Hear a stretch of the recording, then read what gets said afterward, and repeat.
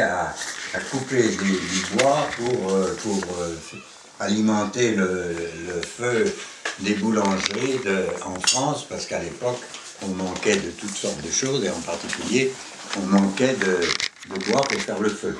Alors les chantiers de jeunesse, c'était toute ma classe d'âge, la classe dont je faisais partie, et il y a eu plusieurs classes qui ont, comme ça, été mobilisées pour les chantiers de jeunesse. Nous avions donc, moi j'étais dans le Bugey, c'est-à-dire pas très loin de Nantua, tout ça, dans ces régions-là, et nous coupions du bois qui ensuite était envoyé en ville. Bon, j'ai passé 8 mois là au chantier de jeunesse, et quand on est arrivé près de la fin de ces 8 mois, c'est-à-dire en juillet 43, quand je suis arrivé à la fin des chantiers de jeunesse, on nous a dit, bon ben maintenant, vous allez partir pour le STO en Allemagne. Alors on a fait le groupe où j'étais a fait une première liste de gens qui partaient en Allemagne. Il devait en partir, mettons, une vingtaine sur notre groupe qui était d'environ une centaine. Et puis le lendemain matin, on s'aperçoit que les 20, il y en avait au moins 15 qui étaient partis dans la nature. Donc, alors on nous a dit, bon ben, on avait choisi dans les 20 ceux qui étaient le moins chargés de famille, qui avaient le moins dont les parents n'avaient pas besoin de soutien, etc. Et puis, alors quand on a vu qu'il y en avait 15 qui étaient partis, on nous a dit, bon ben, on va compléter, on va en prendre 15, et puis s'il y en a qui partent, eh ben, on les remplacera, et on finira par prendre des soutiens de famille. Bon, alors finalement, avec ces beaux discours, nous sommes un certain nombre à être partis comme ça pour le STO. Alors le STO, ça veut dire le service du travail obligatoire.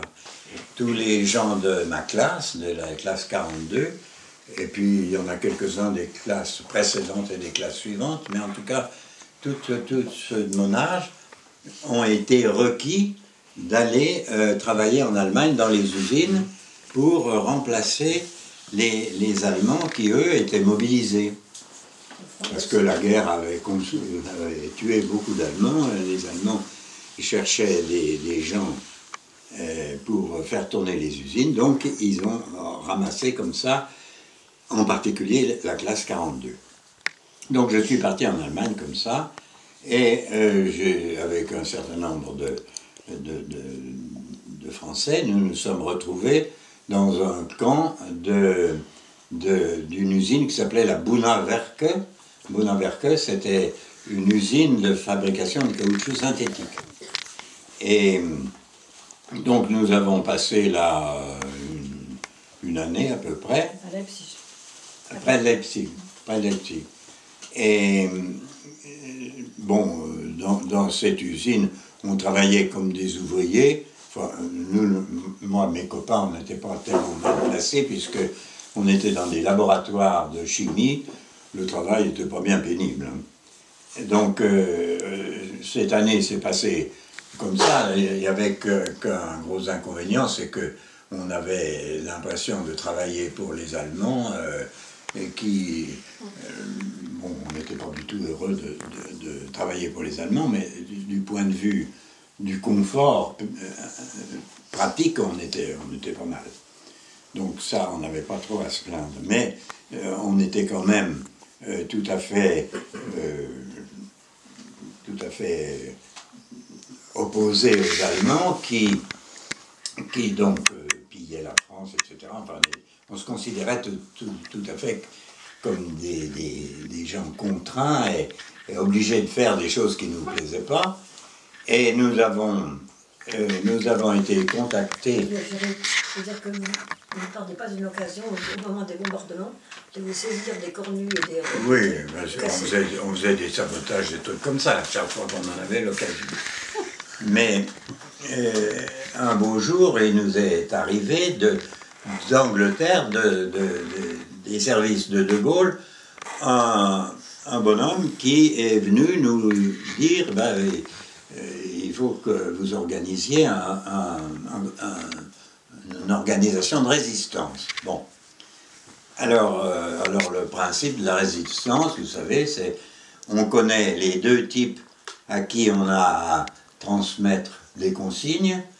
On connaît le type qui nous passe les consignes, mais c'est tout ce qu'on connaît. On ne connaît personne d'autre.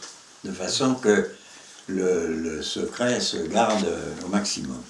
Donc on avait commencé à organiser comme ça cet écheveau de résistance. Et puis très vite, on a été dénoncé, on ne sait pas très bien comment, mais les Allemands se sont aperçus qu'il y avait quelque chose de louche. Et à ce moment-là, ils ont fait une énorme razzia dans le camp. Ils ne savaient pas bien qui était dans le coup, qui ne l'était pas.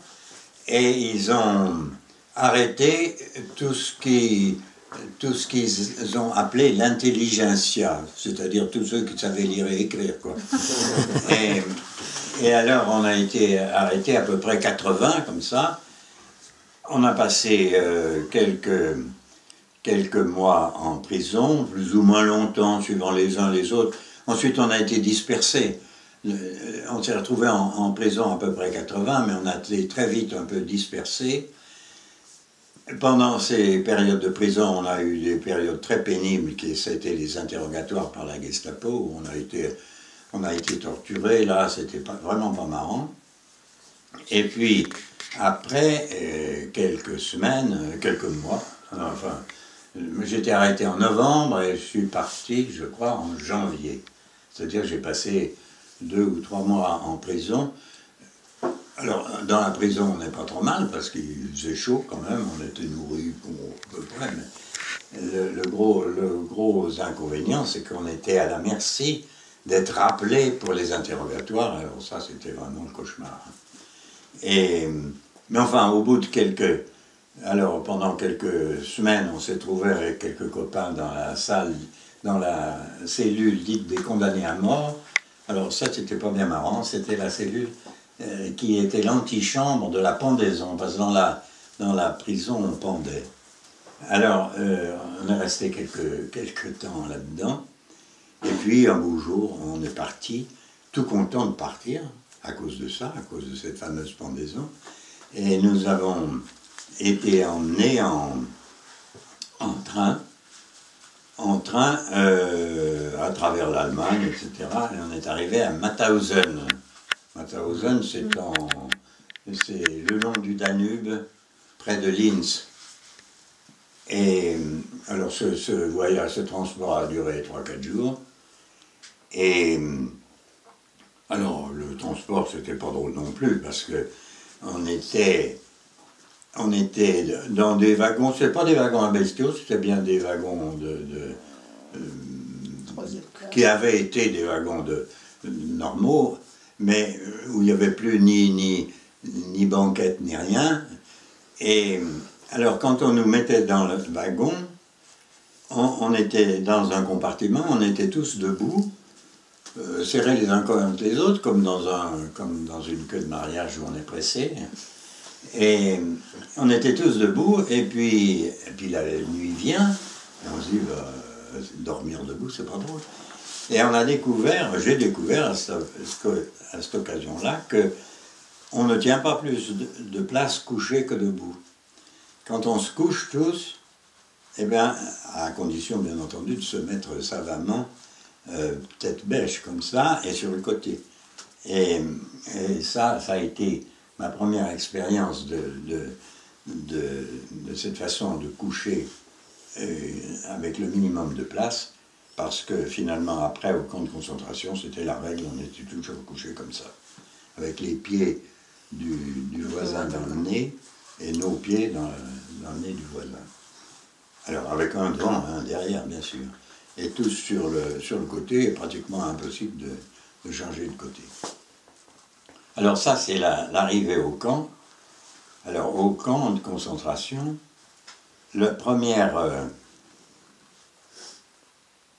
impression, Ah oui, très très désagréable. On arrive dans le camp, c'est un camp absolument superbe. Enfin, vu, quand on est arrivé de nuit, il y a une espèce de hauteur, c'est sur une hauteur avec une espèce de falaise, et il y avait un mur qui coiffait cette hauteur, avec des lumières, etc. Et c'était assez impressionnant. On rentre là, alors on nous mène, je ne sais plus très bien comment, si c'était à pied ou c'était sûrement à pied. On arrive dans ce camp, dans une espèce d'esplanade, une cour, une grande cour, et où on a passé là des heures, parce que dans ces cas-là, on passe toujours des heures debout à attendre comme ça, que ça se passe. Et alors au bout de ce temps d'attente, on nous dit, ben, déshabillez-vous. Alors on commence à se déshabiller prudemment, on enlève son chandail, etc. Ben non, tout. Et puis on nous dit, et puis vous enlevez vos alliances, et puis vos montres, et puis votre portefeuille. Votre portefeuille. Alors où est-ce qu'on met notre portefeuille? Où est-ce qu'on met nos papiers, etc. Par terre, avec vos affaires. Bon. Et alors on était donc nus comme des vers, avec absolument plus rien à nous, ni papier, ni argent bien sûr, ni alliance pour ceux qui en avaient, ni bijoux. Et nus comme des vers, on nous met dans une espèce de... Après avoir bien entendu patienté un bon moment encore, on nous met dans une espèce de salle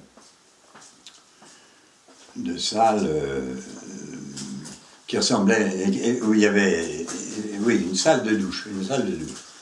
Alors on nous avait raconté avant que les chambres à gaz ressemblaient à des salles de douche.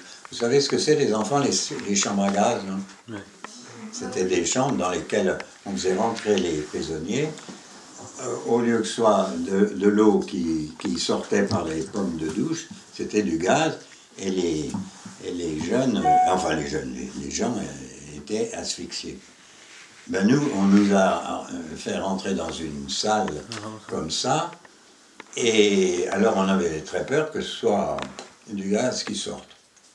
Puis non, il n'est pas sorti de gaz, et le lendemain, enfin au bout d'un certain temps, je ne me rappelle plus combien, on est sorti de là, on nous a donné des vêtements, les vêtements rayés, vous savez, les fameux vêtements des camps de concentration, et puis on nous a affectés dans des baraques, dans des cabanes, et nous avons ensuite continué notre vie là-dedans. Et tu disais qu'à ce moment-là, excuse-moi sans t'interrompre, tu n'avais plus aucun camarade avec toi. Ah ben, non, ça a été plus progressif. Les premiers jours, j'étais encore avec les quelques camarades avec lesquels j'étais venu de prison. Oui. On avait voyagé ensuite ensemble, 4 ou 5, et ça se trouvait bien parce que c'était mes meilleurs copains. C'était au fond un peu tous les organisateurs du truc. Bon. Alors on s'est retrouvés ensemble, mais on a été assez vite dispersés. C'est-à-dire qu'un jour on en prenait un ou deux d'entre nous, on les mettait dans un autre commando, etc. Alors voilà, alors ça c'est un peu l'historique que je viens de vous faire. Nous sommes restés, pour finir l'historique, nous sommes restés jusqu'au... On a été libérés parce que nous étions habitués à ce que un soir, parce que on couchait, alors les premiers jours, nous couchions par terre dans d'immenses baraques. On était tous tête bêche, comme je vous ai expliqué. Et puis, au bout de quelque temps, ça s'est amélioré. Nous étions dans des pièces où il y avait des chalits. Des chalits à 2 étages, des chalits étroits, comme les chalits tous les chalits militaires. Hein. Et dans ces chalets, on était 3 par niveau. Alors, toujours 2 d'un côté, un de l'autre, comme des sardines. Et oui, alors, un beau jour, oui, c'est ce jour où on a été libérés, il se trouve que nous avions reçu la pluie toute la journée dehors, parce je vous raconterai ensuite ce qu'on faisait dehors, ce qu'on faisait comme travail dans la journée. Enfin, ce jour-là, on était allé travailler, comme d'habitude, et on avait reçu la pluie toute la journée. On était rentrés trempés, bien entendu. Et en rentrant pour se coucher, on s'aperçoit que nos chalets, normalement, on laissait nos couvertures bien pliées sur notre chalet quand on partait le matin. On rentre le soir, plus de couverture, et en même temps, on était complètement trempés jusqu'aux os. Alors, bon, on panique, qu'est-ce qui se passe? Et alors, les capots du camp, les capots, vous savez ce que c'est, les capots? C'était nos petits chefs qui nous commandaient, et c'était pas des Allemands, ou c'était quelquefois des Allemands, mais c'était surtout des condamnés comme nous. Mais c'était des condamnés que les Allemands traitaient mieux que les autres, ils leur donnaient un peu plus à manger, et ils étaient bien couchés, et ces capots, ils étaient, pour garder leurs avantages de capots, parce qu'ils vivaient mieux que les autres, bien sûr, pour garder leurs avantages, ils étaient plus vaches que les Allemands. C'était des types très méchants. Alors, ces capots nous disent, bon, bah, ce matin, comme il pleuvait dès le matin quand on est parti, il y a des petits malins qui avaient découpé des morceaux de couverture pour se les mettre sous leur veste. Parce qu'on était très peu habillés, on avait la veste de rayée que vous connaissez tous, qui est en coton, pas du tout épais. Et puis on avait un vague, moi je crois que j'avais un vague petit chandail à manches courtes, et puis un pantalon du même tissu que la veste. Et donc on était très peu habillés, on a grelotté et toute la journée. Et quand on rentre, donc, les capots nous disent, il y en a qui ont piqué des couvertures, donc ce soir, pas de couverture, on nous avait enlevé toutes les couvertures. Moi je grelottais, et là j'ai eu un coup de morale. Et oui, j'avais commencé à vous dire qu'on était habitué à ce que de temps en temps, le soir, quand on rentrait, il y en avait un de temps en temps qui disait « Ah ben ça y est, je suis foutu ». Et ben, le type qui disait « Je suis foutu » le soir, le lendemain, on le retrouvait tout froid dans le lit à côté de nous. Et ça nous est arrivé souvent. Donc moi je me suis dit, bah, ce coup-là, j'ai plus de morale ce soir, c'est mon tour. Alors, je me suis couché comme ça, sans couverture. Et puis, très peu de temps après qu'on soit couché, on nous appelle, les Allemands nous appellent en disant, les Belges et les Français, vous venez au bureau. Alors bon, on vient au bureau, et là, on apprend que la Croix-Rouge suisse avait envoyé des camions pour ramener en Suisse et ensuite chez eux les Belges et les Français et les Hollandais. Alors bon, ben moi je suis... Alors immédiatement, on nous a mis dehors, il pleuvait toujours, on nous a mis dehors, debout comme d'habitude, et en attendant les camions. Et on a passé encore pas mal d'heures là en attendant les camions, mais alors moi qui devais mourir cette nuit, j'ai plus froid du tout, et je n'ai pas attrapé un rhume de cerveau, et je suis parti le lendemain dans les camions avec les Suisses qui nous ont fait traverser toute l'Allemagne qui était coincée à l'époque entre les Russes d'un côté et les Américains de l'autre. Il y avait un petit couloir qui allait jusqu'à la Suisse, et comme ça nous sommes sortis de ce guêpier avec une chance formidable, parce que tous ceux qui ont attendu qui ont dû attendre que les Américains ou les Russes arrivent, en général bavé énormément. surtout quand c'est les Russes qui sont arrivés. Enfin, nous, on a été sortis de là tout à fait bien, au bout de je ne sais plus combien de temps a duré notre voyage, une grosse journée, peut-être une journée et une nuit, et nous sommes arrivés en Suisse, à Saint-Gall, où là, on nous a dorlotés. On nous a dorlotés, sauf qu'on nous donnait encore très peu à manger, parce que... Alors, on avait faim, bien sûr, parce qu'on est arrivés, on était plus que la peau sur les autres. Et les Suisses, ils nous ont donné très peu à bouffer. Alors, on n'était pas très contents. Et ils nous ont dit, mais c'est pour votre bien, parce que si vous mangez trop, vous allez être malade, etc. Alors, voilà, ça s'est passé comme ça. Ils nous ont épouillés, ils nous ont traités contre la gale, parce qu'on avait tous des poux, de la gale, des tas de trucs. Et c'est comme ça qu'on est rentré à la maison. Qu'est-ce qui était dans ce camp avec vous? Toutes les nations. Des Juifs? Il y avait des Juifs, il y avait beaucoup de Russes, il y avait des Ukrainiens, il y avait des Italiens, il y avait des Espagnols, il y avait des Hollandais, il y avait des Allemands, il y avait des Polonais. Ah oui, c'est les Polonais qui ont été les pires. Moi, j'ai dû me battre avec des Polonais pour ma misérable place dans mon chalit, là. Parce que ce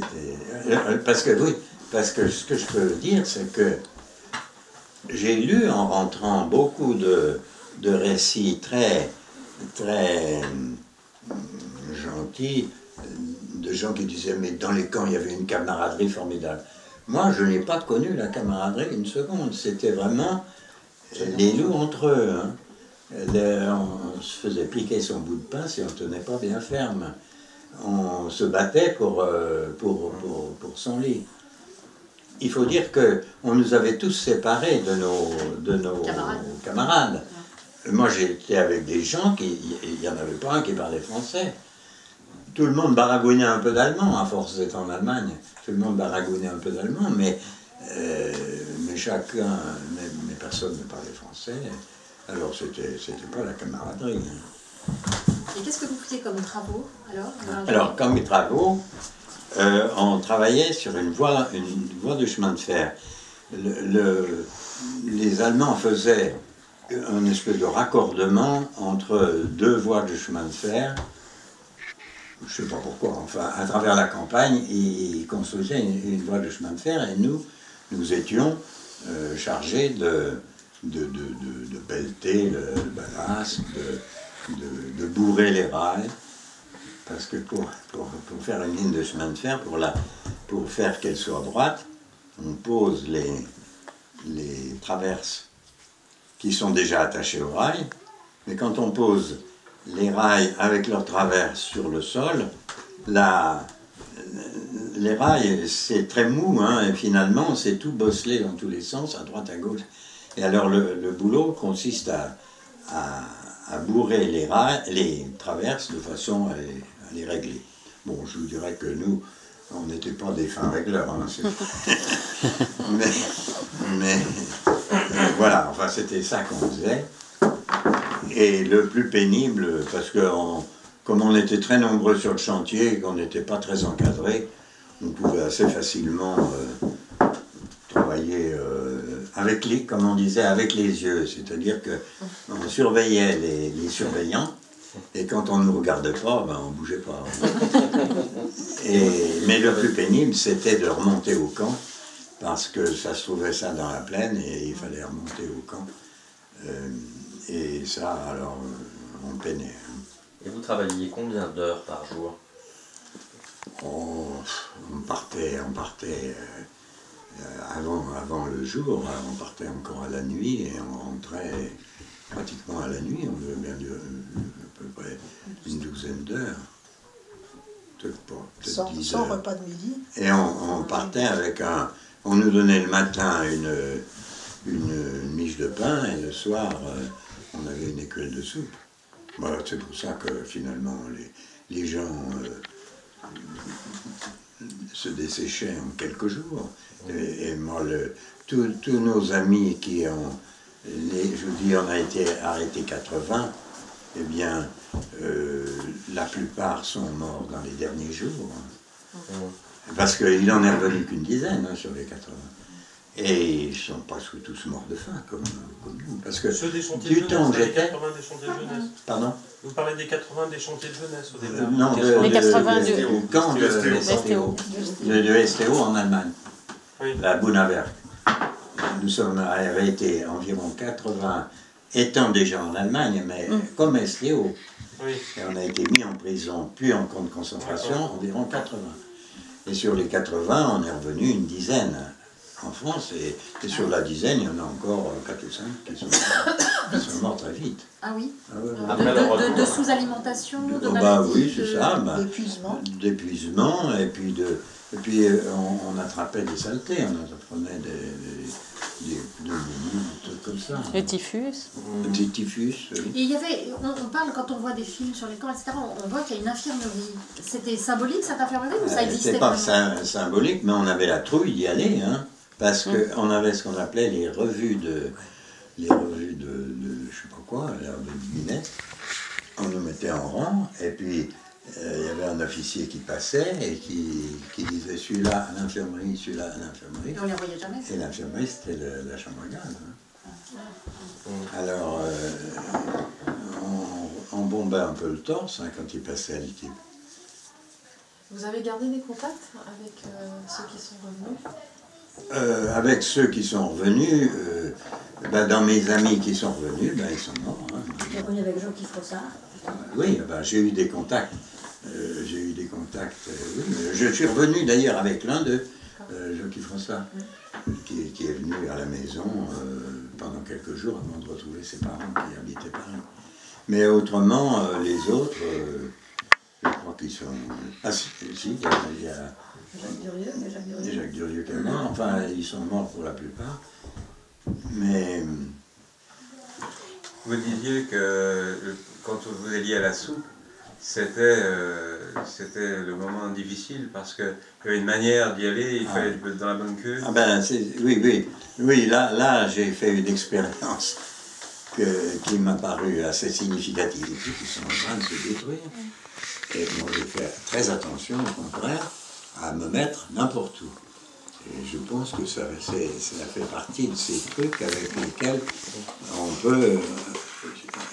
il ne faut pas se laisser prendre par des affaires comme ça si on veut survivre. Si on veut survivre, il faut être très vigilant sur certaines choses.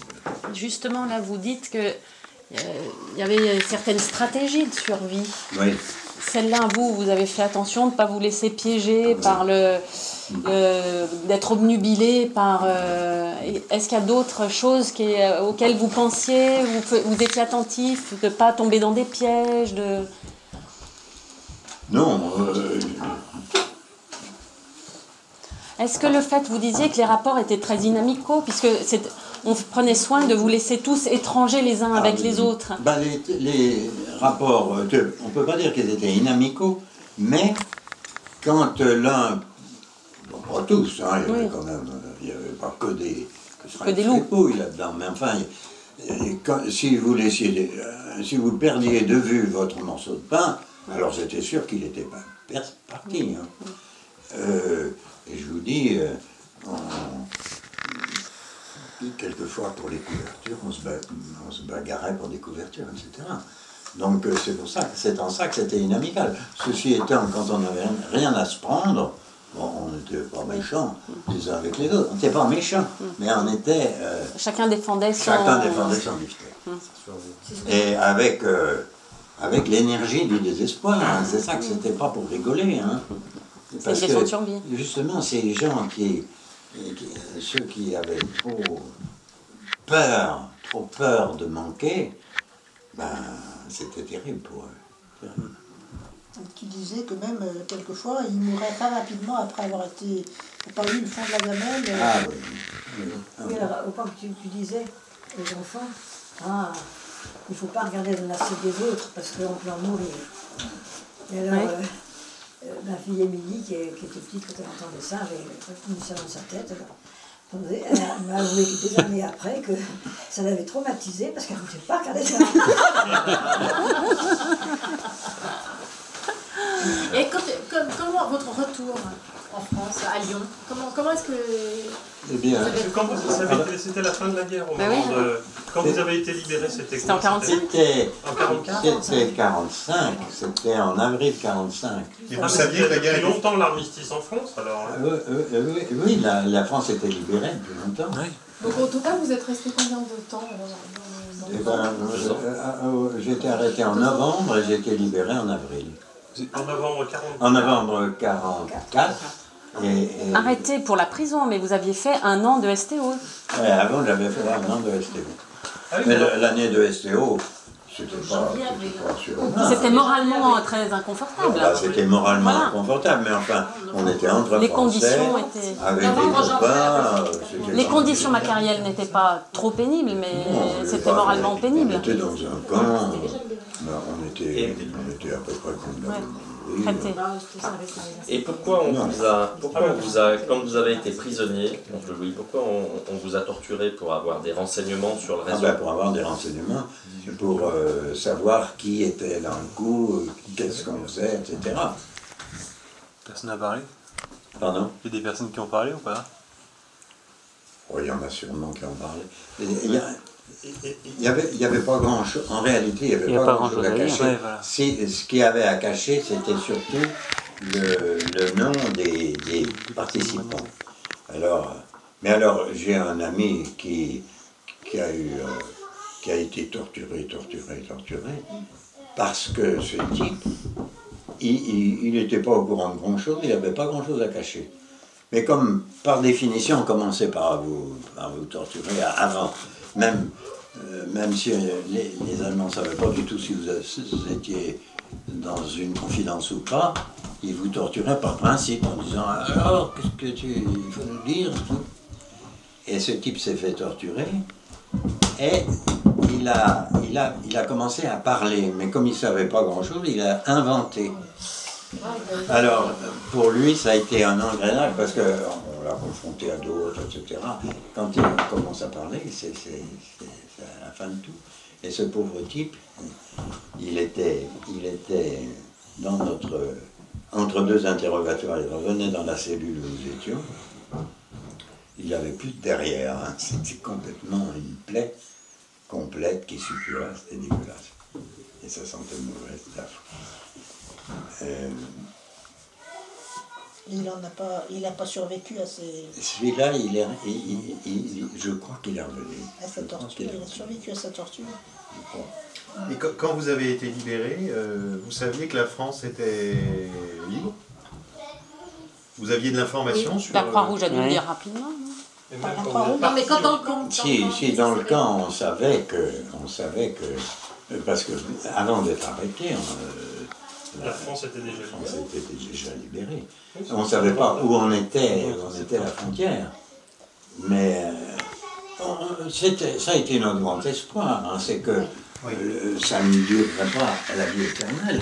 Parce que, à part cet espoir-là, qui était complètement en dehors de nous, quand on est dans une situation comme ça, on a vraiment l'impression qu'il n'y a aucune raison que ça finisse. On est complètement pieds et poings liés devant des gens qui vous veulent du mal, hein, et qui ont tous les pouvoirs sur vous. Et qu'on est Et quand vous êtes arrivé dans le camp, vous disiez que vous saviez déjà qu'il y avait les chambres à gaz. Comment vous le saviez, ça? Non, mais non. Mais c'était pas un camp d'extermination. Donc on dit toujours que les gens n'étaient pas au courant, qu'en France les gens n'étaient pas au Il y avait des courant. rumeurs, mais que Il y avait des arrivaient d'une rumeurs. prison. Je ne sais pas bien comment c'est devenu, mais on avait des rumeurs qu'il y avait des chambres à gaz. Et quand on a vu la salle de douche avec les bains de douche, on s'est dit, c'est la chambre à gaz. Et puis c'était pas la chambre à gaz. Ou du moins, ils ne nous ont pas envoyé de gaz. Je ne sais pas si c'était pas une chambre à gaz, mais ils ne nous ont pas envoyé de gaz. À Mauthausen, il y a quand même eu des... Bien sûr, c'était un camp il y avait des d'extermination. fours, il y avait des fours aussi. Ah oui, enfin, il y avait des chambres à gaz et il y avait Il y avait des fours. des fours, des crématoires. Est-ce qu'il y avait des réseaux au sein du camp de concentration, du trafic, des choses qui étaient Moi, je n'ai pas organisées? connu du tout. Parce que finalement, nous sommes arrivés quand même très tardivement dans ces camps. Et est-ce que c'est exprès, est-ce que c'est les circonstances, j'en sais rien, mais comme je vous disais, nous avons été dispersés. Et je pense que tout le monde était dispersé comme ça, de sorte qu'il n'était pas question de réseau. Pas question. Ouais, ça c'est intéressant, ça. Ils isolaient les gens. Alors, et pourquoi est-ce que c'était pour ça? Est-ce que c'était voulu? Est-ce que ça s'est trouvé comme ça? Je veux dire. C'est difficile de fomenter un complot quand vous êtes avec des gens qui ne parlent pas la même langue que vous, non? Absolument. Et pourquoi est-ce que vous dites que les Polonais étaient pires que les Ils étaient coriaces. Parce Ils étaient coriaces. Que moi j'ai eu comme voisin dit des Polonais qui étaient des brutes. Des brutes. Et c'était tous des jeunes comme vous Oh, la plupart. Mais il y avait des adultes, enfin un peu plus que nous, mais... Les autres avaient été... Mais c'était quand même, dans l'ensemble, c'était jeune. Hein. C'était que des hommes. Il y avait des femmes, mais dans d'autres c'était séparé. Moi, je les ai jamais vues, les femmes. Il y en avait à Mauthausen, je sais, mais moi, je ne les ai pas vues. Et votre capot était... quel souvenir vous avez de votre capot, de votre baraque? Oh ben, d'abord, il y en avait beaucoup. Hein. Ouais. Et puis là aussi, on n'était pas... quand les choses bougeaient tellement, on ne le connaissait même pas, son capot. Hein. On savait que c'était un capot parce qu'ils avaient je ne sais plus quel signe distinctif, mais on ne les connaissait pas. Et il y avait aussi toutes les nationalités. Ah oui. Ah, dans les capots, oh, je crois que c'était quand même beaucoup des Allemands. Hein. C'était beaucoup des Allemands parce que d'abord il y avait la langue, eux parlaient bien la langue. Et alors c'était des droits communs. C'était des droits communs. Et vous avez dit tout à l'heure que vous aviez l'impression que c'était une autre personne dont vous parliez. Ouais. Vous n'arrivez pas à vous souvenir de ce que vous pensiez, de ce que vous éprouviez? Quand je fais des efforts, j'essaie, je sais, mais pour vous donner une idée, quand on est dans une situation comme ça, on fait de mauvais rêves. Hein. On fait des rêves épouvantables. Eh ben, moi, je ne fais jamais de rêve de cette époque. Donc c'est ça que je veux dire. Ouais. Je ne revis pas. Je ne revis pas. Je suis capable d'en parler. Je suis capable de... Mais je ne suis pas plus capable de le sentir. Heureusement. Est-ce que vous en avez parlé dès votre retour ou est-ce qu'il a fallu plusieurs années pour vous en parler? Ben, je crois que j'ai mis pas mal de temps quand même pour en parler. Et vous savez pourquoi? Ben, moi, je n'avais pas vraiment envie d'en parler, et les gens autour de moi n'osaient pas me poser de questions. On avait peur de réveiller des choses. Et donc, j'en ai pas parlé pendant, je crois, pas mal de temps. Vous parliez toujours de votre grande cuillère. Quand on était gamin, il y avait une grande cuillère qui ressemblait à une louche. Oui. Et vous disiez que c'était votre cuillère du STO. Oui. C'est tout ce qu'on savait. Pas du STO, du camp. Vous l'avez apporté. De Mauthausen. C'est tout ce qu'on a su en fait. On savait ça. Oui. Vous me parliez de ça, donc moi je n'osais pas la toucher, cette cuillère. Vous l'avez encore? Oui, elle est toujours dans la cuisine. Et vous parliez justement, vous nous disiez qu'il ne fallait pas regarder dans l'assiette du voisin, parce qu'on risquait d'en mourir. C'est les souvenirs qu'on a mais vous ne nous avez jamais parlé de plus. Mais les gens aussi n'avaient pas forcément envie d'en entendre parler, même les autres gens. Les gens avaient pas très envie d'en entendre parler, je pense. À l'époque. Je crois qu'il a fallu effectivement du temps après pour... Vous aviez déjà fait des études avant, vous étiez déjà ingénieur au moment d'aller au... J'étais reçu à Centrale, mais j'étais pas rentré. J'avais terminé la Maths B. Vous êtes entré finalement? Et vous avez recommencé après alors? Alors, quand je suis rentré directement à Centrale, mais comme on était nombreux à avoir été retardés par la guerre, on a eu une promotion spéciale, c'est-à-dire qu'on a fait, au lieu de 3 ans, on a fait 2 ans, et on a eu une promotion homogène de gens qui avaient été retardés par la guerre. Il y en avait un paquet, et en particulier tout le STO, puisque c'était tout le monde. La classe d'âge, la classe 22. Sauf qu'il y en avait beaucoup qui étaient décédés. Oui, mais ils étaient pas tous centraliens. Ceux qui sont décédés, c'est pas ceux du STO, c'est ceux du camp de concentration. Mais quand vous étiez à Ginette, en prépa, non J'étais... Non, c'était... Non, j'étais au lycée du Parc. Ah oui.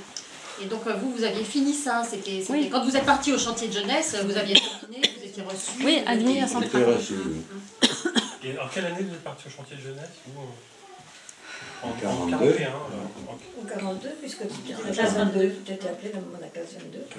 42, donc en 43 au STO. 43, j'étais au STO, oui, c'est ça. Et puis. 44 Mauthausen. 34 prisons. Donc là, vous saviez que la France était libérée, finalement. Quand vous étiez en prison, vous saviez que je savais que la France était en cours de libération, parce qu'il y avait encore les Allemands. Enfin, qu'il y avait eu la libération de Paris, de Lyon, c'était en septembre 44. Donc, c'est ça. Il y a un problème, je me suis toujours posé un problème de logique au sujet des camps de concentration, qui était qu'ils exterminaient les gens qui ne leur servaient à rien, les enfants, les vieux, les malades, bon voilà. Ensuite, ils gardaient des gens jeunes, comme vous, qui pensaient faire travailler, ce qu'ils faisaient d'ailleurs. Au fond, ils gardaient de la main-d'œuvre. Mais quand on veut garder de la main-d'œuvre et qu'on ne la nourrit pas, on a une main-d'œuvre complètement inefficace. Donc en fait, il y avait un problème d'adéquation.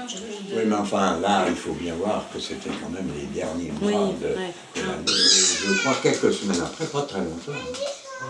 Pas très longtemps, et je crois que ça s'est très mal passé. C'est les Russes qui sont arrivés à Mauthausen ou c'est les Américains? C'est les Russes qui sont arrivés d'abord, puis les Américains très vite, je crois. Ils sont presque arrivés ensemble.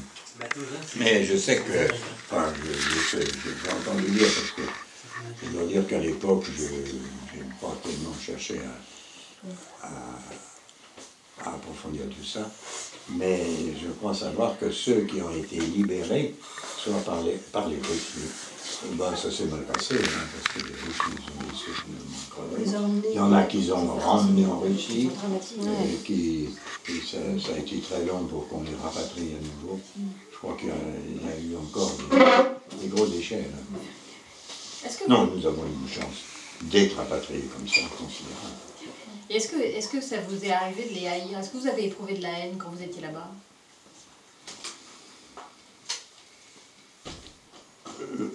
Oui, contre l'individu qui est en face de nous, oui, ça c'est sûr. Ça, le type qui nous torturait, on avait la haine pour lui, ça c'est sûr. Mais les Allemands en tant qu'Allemands, non, moi j'ai jamais eu de vraie haine. J'ai toujours eu l'impression qu'ils n'avaient pas été courageux du tout vis-à-vis du régime, des nazis.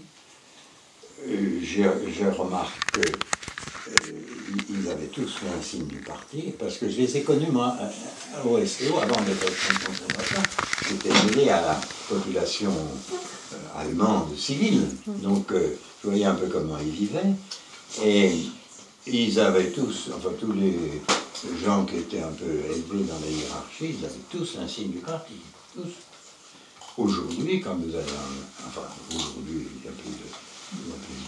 Les anciens sont tous partis, mais je suis allé pour mon travail en Allemagne quelques années, 4-5 ans peut-être après être rapatrié. Donc j'ai revu les Allemands après la guerre. Ben, il n'y en avait aucun qui avait été au Parti socialiste. Hein. Donc ils n'ont pas été courageux. Ils ont été très moutonniers, ils se sont laissés faire par la propagande nazie.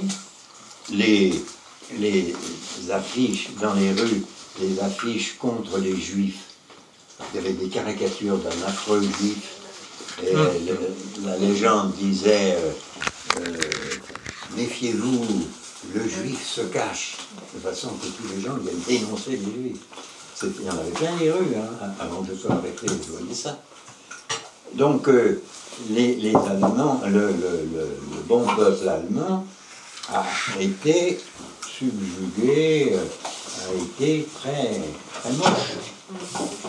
Alors qu'aujourd'hui, les Allemands, ils sont des gens très bien.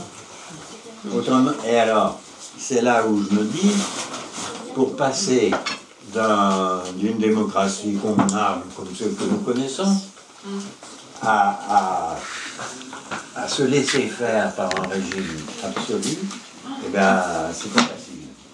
C'est pas facile, et je crois qu'il ne faut pas faire les malins. Et c'est pour ça, d'ailleurs, je crois, c'est dans cette conviction que, quelquefois, on m'a demandé si j'avais pas une haine contre les Allemands en tant que peuple. Eh bien, non, je crois qu'en tant que peuple, j'ai jamais eu vraiment de haine contre eux. Parce que, beaucoup pour ça, parce que je me dis, si nous, on avait été à leur place, est-ce qu'on n'aurait pas été aussi neutre qu'eux et aussi capable de se laisser embarquer comme ça? Moi, j'ai fait ta connaissance à ce moment-là, et qui m'avait frappé. Je savais que lui revenait des camps quelques mois avant. Il n'y avait pas un mot contre ce qui lui était arrivé, pas un mot contre les Allemands, rien. Et calme, tranquille. Parce qu'il a montré en mois de mai, grâce à sa grand-mère à Fraise qui l'a renourri et revitalisé, il a fait rentrer à l'école centrale en septembre. Ah oui, très bien, c'était repris. Mais quand je suis rentré, je me rappelle pour franchir les marches de la gare de Perrache, j'y arrivais pas. Hein. Ah oui.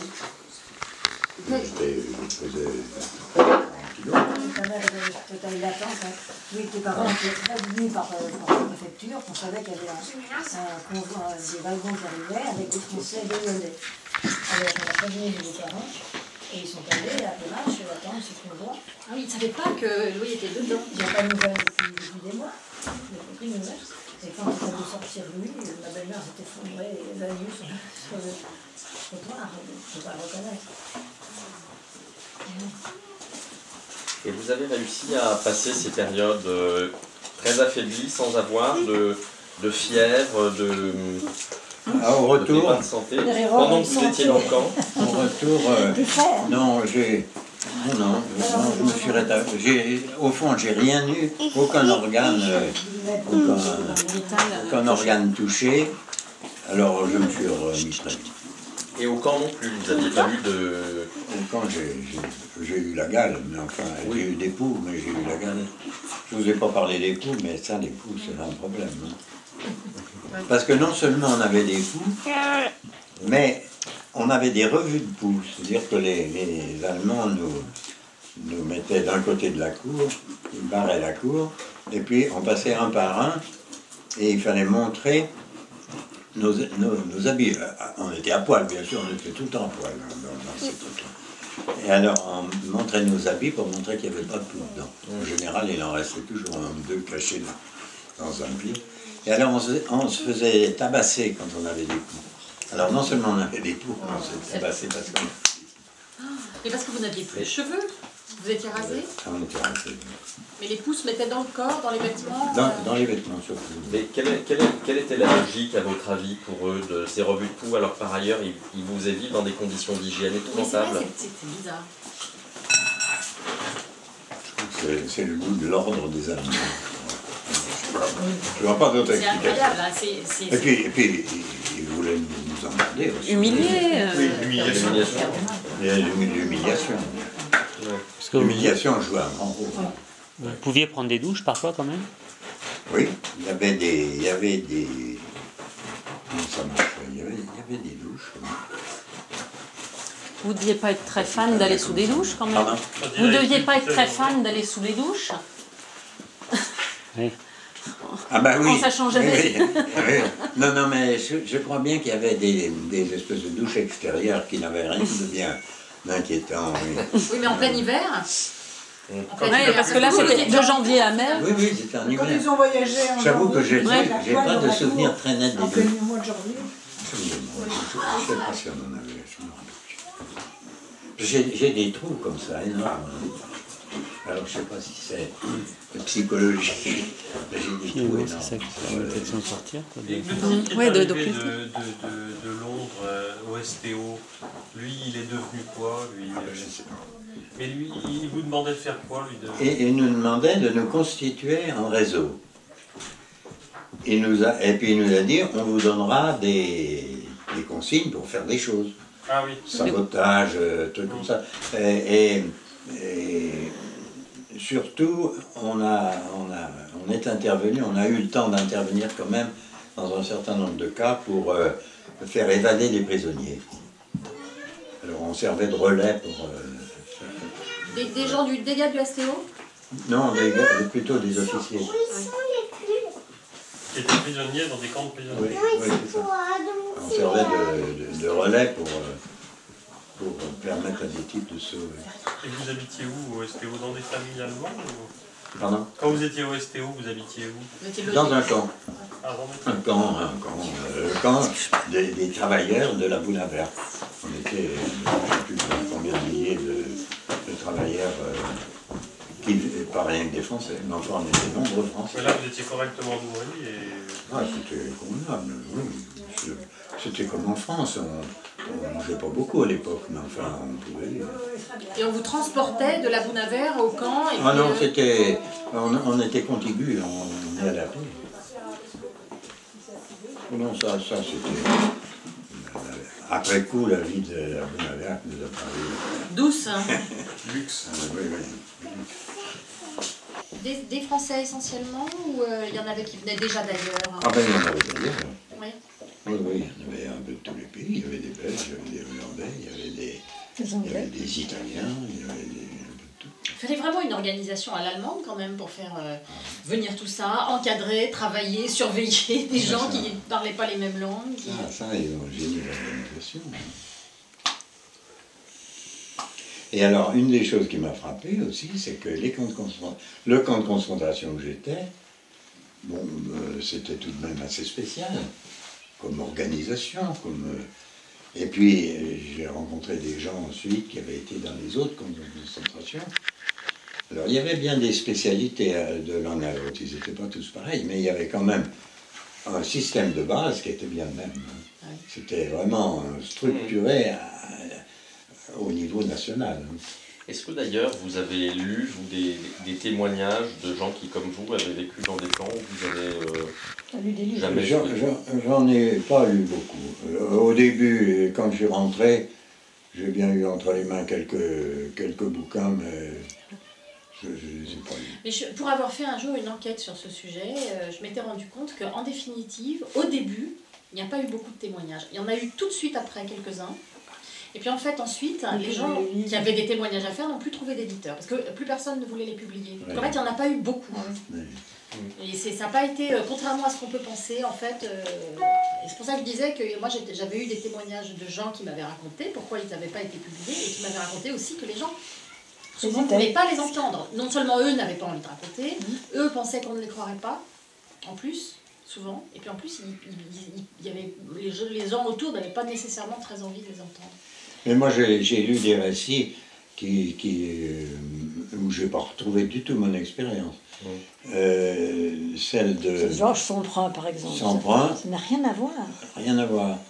Georges Semprin nous explique qu'il est parti d'un orchestre. Oui, d'abord, il était planqué à distribuer des livres dans la bibliothèque du camp. Une bibliothèque du camp, ça savait moins ce que c'était. Hein. Et l'orchestre du camp, ça savait encore moins ce que c'était.